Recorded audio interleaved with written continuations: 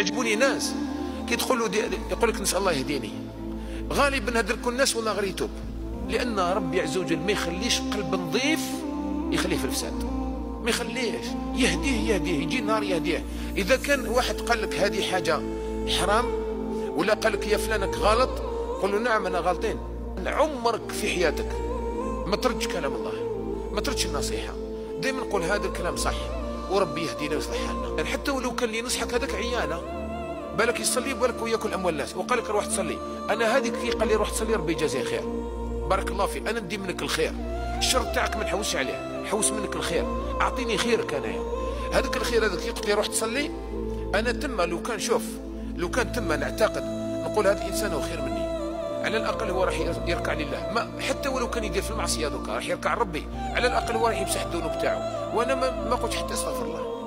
نسال الله يهديني ولي كيما هذوك الناس انا ولا خير منهم، ادعي ربي تولي خير منه،